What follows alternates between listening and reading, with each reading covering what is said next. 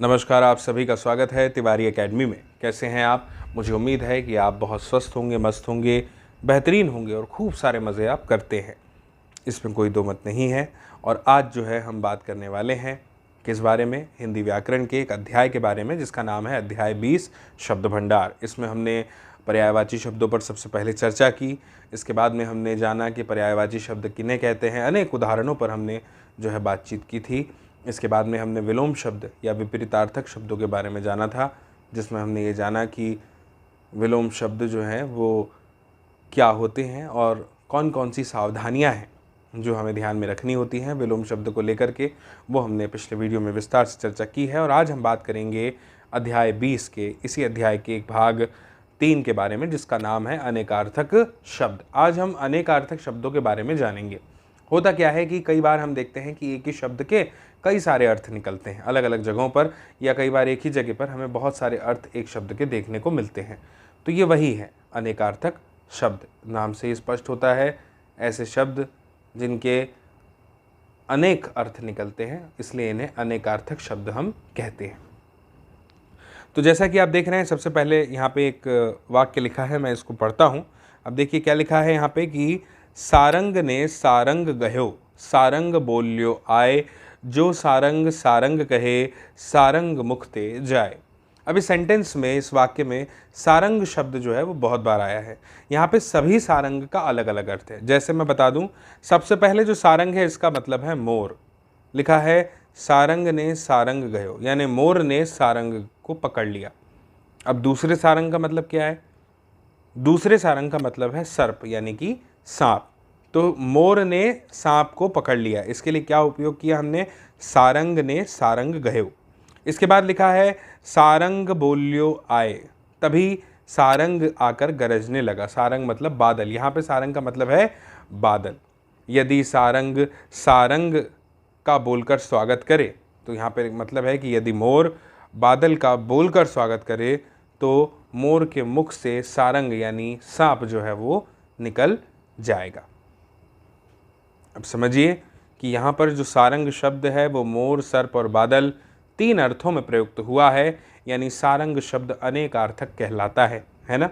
अतः अनेक अर्थों को प्रकट करने वाला शब्द अनेकार्थक शब्द कहलाता है। ठीक है, इसीलिए अंक, गोद, संख्या ये सभी ऐसे शब्द हैं जिन्हें हम अनेकार्थी शब्द जो है वो कह सकते हैं या अनेकार्थी शब्द की श्रेणी में ले सकते हैं। मुझे उम्मीद है यहाँ तक आपको बात बहुत अच्छे से समझ में आ गई है।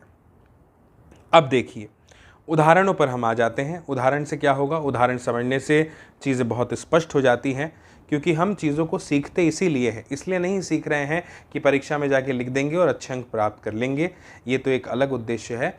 हम इसलिए सीखते हैं ताकि जीवन में हमने जो सीखा है उसका प्रयोग कर पाएँ, और वो हमें तभी पता चलेगा जब हम उदाहरणों को समझेंगे, यानी एग्जाम्पल्स को देखेंगे। इसलिए उदाहरणों को देखेंगे, एक एक उदाहरण को बहुत अच्छे से समझेंगे। देखिए सबसे पहले लिखा है अंक। तो अंक के बारे में मैं आपको बता दूं कि अंक जो है इसका अर्थ होता है नाटक का अंक, या गोद कह लीजिए, या फिर संख्या। इन सभी अर्थों में अंक शब्द का प्रयोग किया जाता है। इसके बाद में जो अगला है वो है अक्षर। अगर मैं बात करूं अक्षर की, तो अक्षर का अर्थ ब्रह्म भी होता है। अ से ह तक के सभी वर्णों को भी अक्षर कहते हैं। अविनाशी ये भी अक्षर का मतलब होता है। आपने सुना होगा ना, अक्षर, निरक्षर, इस तरह से। और अपरिवर्तनशील, अपरिवर्तनशील यानी जो जिसका क्षर ना हो, जो मतलब जो बदले नहीं, उसे भी अक्षर कहते हैं। इसके बाद में लिखा है अंग। अंग के क्या क्या अर्थ हैं? एक तो अंग का अर्थ देह होता है, एक अंग का मतलब होता है उपाय, एक होता है भाग, है ना। आपको याद होगा, अगर आपने सुना होगा तो महाभारत की जो कथा है उसमें वर्णन आता है अंगराज कर्ण, है ना। एक भाग अंग को दिया था, मतलब कर्ण को दिया था दुर्योधन ने, है ना, इसलिए वो जगह का नाम था अंग। तो अंग मतलब भाग।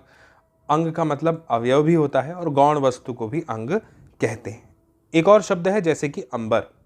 अगर बात करें अंबर के कौन कौन से अर्थ हैं, तो अंबर के अर्थ में देखेंगे कि वस्त्र, वस्त्र भी अंबर का अर्थ होता है। है ना। हम कहते हैं भगवान के बारे में विष्णु की स्तुति जब होती है तो कि वो श्वेतांबर हैं, यानी श्वेत वस्त्र धारण करने वाले हैं, पीतांबर है यानी पीले वस्त्र धारण करने वाले हैं। ठीक है, एक अंबर का मतलब आकाश होता है और एक अंबर का मतलब शून्य भी होता है। तो जब कोई आपसे पूछे कि अंबर के अलग अलग 3 अर्थ बताइए तो आप कहेंगे कि वस्त्र और आकाश और शून्य। इसके बाद है अधर। अधर का मतलब जो अधर हो, जिसका कोई आधार ना हो, वो भी। और अधर का मतलब होता है होठ, नीचे का जो होठ होता है उसको भी हम अधर कहते हैं। कहते हैं ना कि कृष्ण ने जो बांसुरी है वो अपने अधरों पर जो है वो रखी हुई है ना, तो अधर मतलब होठ। इसके बाद में ईश्वर। ईश्वर का अर्थ स्वामी भी होता है, भगवान भी होता है और अमीर भी होता है। अर्थ की बात करें तो अर्थ का मतलब कारण होता है, कई बार प्रयोजन भी होता है। अर्थ का मतलब धन भी होता है, तभी तो हमने जो धन के बारे में जिस विषय में पढ़ते हैं उसका नाम हमने अर्थशास्त्र रखा है, क्योंकि अर्थ का मतलब धन भी होता है और अर्थ का मतलब भी होता है। ठीक, इसके बाद में एक और शब्द है अनंत। अगर बात करें कि अनंत का क्या क्या अर्थ होता है तो अनंत का एक अर्थ है आकाश, क्योंकि हमें सामान्य रूप से आकाश का भी कोई अंत दिखाई वैसे तो नहीं देता, और अनंत का मतलब जिसका अंत नहीं दिखता, अंतहीन है जो, या फिर अनंत का एक मतलब जो है वो अविनाशी भी है। तो ये भी आप ध्यान रखेंगे। इसके बाद में देखिए अगला शब्द है आदर्श। ये नाम आपने ज़रूर सुना होगा। हमारे कांटेक्ट में कई बार ऐसे लड़के भी होते हैं जिनका नाम आदर्श होता है, हमारे मित्र भी हो सकते हैं। तो आदर्श का मतलब होता है अर्पण। एक अर्थ तो आदर्श का अर्पण है, दूसरा अर्थ होता है अच्छा, है ना, और तीसरा अर्थ होता है नमूना। तो आप समझ गए, एक अर्थ हो गया अर्पण, दूसरा अर्थ हो गया अच्छा और तीसरा अर्थ हो गया नमूना। इसके बाद में अगला शब्द है आम। अगर आम की बात करें तो आम का एक अर्थ होता है फल विशेष, ठीक है, फल है, और एक अर्थ होता है साधारण, आम नागरिक, है ना। ठीक, इसके बाद में अगला शब्द है उत्तर। तो उत्तर का एक तो मतलब होता है जवाब, हम हर प्रश्न का जो है उत्तर देते हैं, जवाब। एक मतलब होता है उत्तर का पीछे। कई बार आपने लिखा हुआ देखा होगा कि इसमें जो है उत्तरोत्तर वृद्धि हो रही है, ठीक है। और एक उत्तर का मतलब होता है दिशा का नाम, एक डायरेक्शन है, दिशा है, उसका भी नाम उत्तर है ना, पूर्व पश्चिम उत्तर और दक्षिण। इसके बाद एक शब्द है कर। कर का अर्थ क्या होता है? कर का एक मतलब होता है हाथ। कई बार आपने रेलवे स्टेशनों पर लिखा हुआ देखा होगा कर प्रक्षालन करें, तो कर प्रक्षालन मतलब हाथ धोने की बात हो रही है। एक कर का मतलब टैक्स भी होता है, इनकम टैक्स, है ना, आयकर। एक कर का मतलब होता है मालगुजारी और एक कर का मतलब होता है किरण। तो स्पष्ट है कि कर का मतलब क्या होता है। इसके बाद में अगला शब्द है कला। कला का मतलब क्या होता है? कला का मतलब गुण भी होता है, हुनर भी है, और कला का मतलब अंश से भी निकाला जाता है कई बार। एक दूसरा शब्द है काल। काल का मतलब समय होता है, मृत्यु भी होता है, 3 काल भी होते हैं, वर्तमान, भूत और भविष्य। कुल का मतलब क्या होता है? ध्यान दीजिए, क में छोटे उ की मात्रा है, कुल। कुल का मतलब वंश भी होता है और सब भी होता है, टोटल। टोटल को हम हिंदी में कुल ही तो कहते हैं, इसलिए यहाँ पे हमने सब भी लिखा हुआ है। इसके बाद में एक शब्द है कुशल।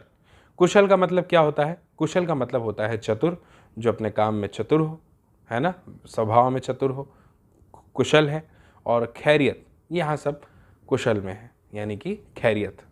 इसके बाद में एक शब्द है खंड। खंड की बात करें तो खंड का एक अर्थ होता है टुकड़ा और एक अर्थ होता है हिस्सा, ठीक है। इसके बाद में एक शब्द है खर। खर की बात करें तो खर का मतलब गधा भी होता है, तिनका भी होता है, बगुले को भी हम कई बार खर कहते हैं, कौवे को भी कहते हैं, और तीक्ष्ण होना यानी चुभने वाला ना, तीक्ष्ण, ये भी एक खर का ही अर्थ है। इसके बाद में है गुरु। गुरु मतलब बड़ा, गुरु मतलब शिक्षक, गुरु मतलब श्रेष्ठ, गुरु मतलब भारी। गो, गो का मतलब गाय और इंद्रिय भी है इसका मतलब। इसके बाद में है घन, है ना, घन। घन का अर्थ होता है बादल और हथौड़ा या फिर घनफल, है ना, ये सब। घर का अर्थ क्या क्या होता है? घर शब्द का अर्थ हम हमेशा किस चीज़ के लिए निकालते हैं? मकान के लिए भी निकालते हैं, आवास के लिए भी, कमरे के लिए भी, कुल के लिए भी और कार्यालय के लिए भी। चीर। चीर का मतलब क्या होता है? चीर से आपको क्या शब्द याद आता है ना? जैसे हमने सुना है, कहानियों में पढ़ा भी है कि जो है चीरहरण हुआ था द्रौपदी का, है ना। तो चीरहरण मतलब, चीर मतलब वस्त्र, रेखा, पट्टी, वस्त्र का टुकड़ा। ठीक। जवान मतलब क्या होता है? जवान मतलब सैनिक, योद्धा, वीर और तरुण। जीवन मतलब पुत्र। जीवन का मतलब एक अर्थ पुत्र में भी लिया जाता है।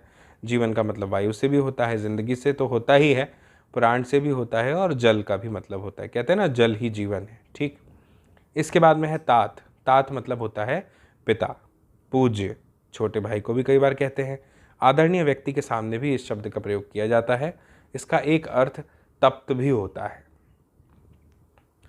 इसके बाद में अगला जो शब्द है वो है तीर।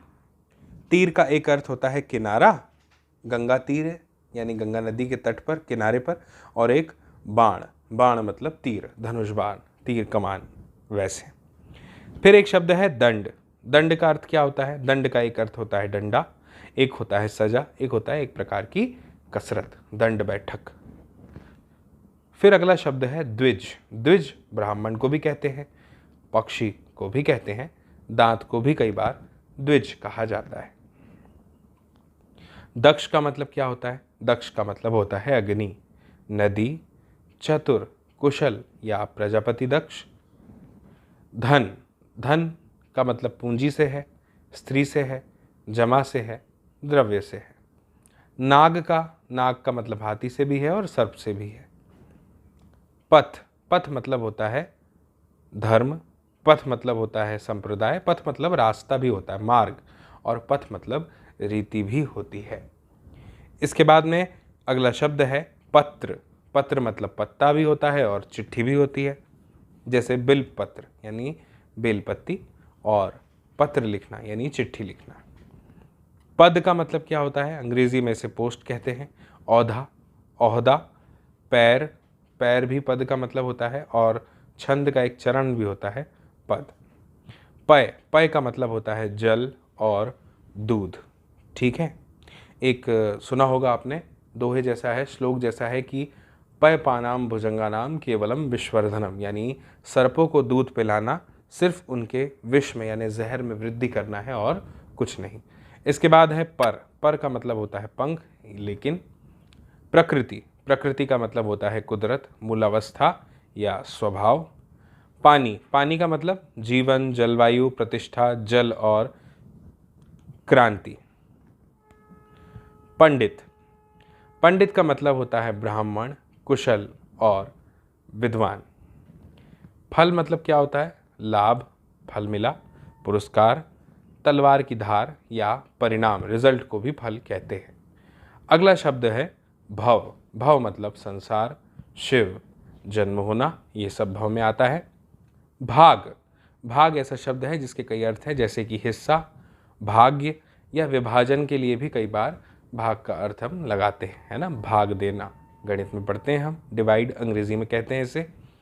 मंगल। मंगल शब्द के भी बहुत अर्थ होते हैं, जैसे कल्याण, एक ग्रह भी है, शुभ, सप्ताह का एक दिन भी है मंगलवार। फिर है मधु। मधु मतलब होता है शहद, मदिरा, चैत्र मास और एक राक्षस का भी नाम है।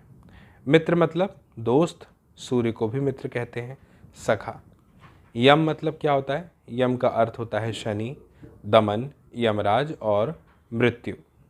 रक्त का मतलब क्या होता है? रक्त को खून भी कहते हैं, सिंदूर भी कहते हैं, लाल चंदन भी कहते हैं, लाल भी कहते हैं और तांबा भी कहते हैं। ठीक। फिर है रीति।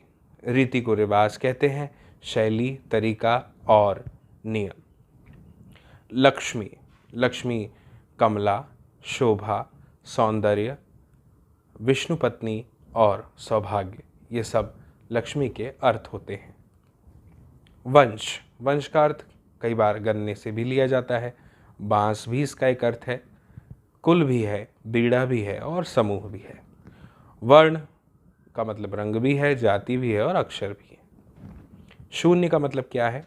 शून्य रिक्त स्थान को भी कहते हैं, आकाश को भी कहते हैं, बिंदु को भी कहते हैं, अभाव को भी कहते हैं, स्वर्ग को भी कहते हैं और खाली को भी कहते हैं। स्नेह, प्रेम को भी कहते हैं, चिकने पदार्थ को भी स्नेह कहा जाता है, कोमलता, और राम का भी एक नाम स्नेह है।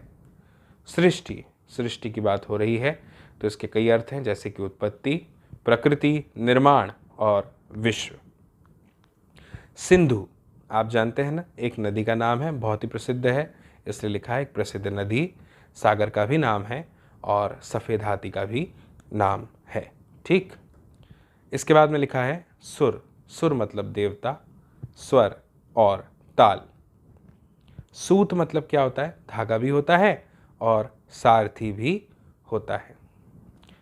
सारंग का अर्थ मोर भी है, सर्प भी है, हिरण भी है, सिंह भी है, हाथी भी है, स्त्री भी है।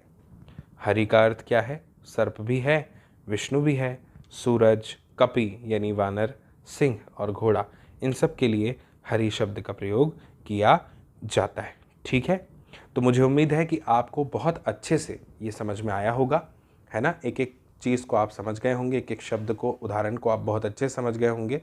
तो आज अनेकार्थक शब्द क्या होते हैं आपने जान लिया। आप ज़रूर इस वीडियो की लिंक को साझा कीजिएगा अपने दोस्तों, मित्रों, साथियों, सहपाठियों, परिजनों के साथ, ताकि वे लोग भी देख पाएँ इस वीडियो को और समझ पाएँ इस जानकारी को।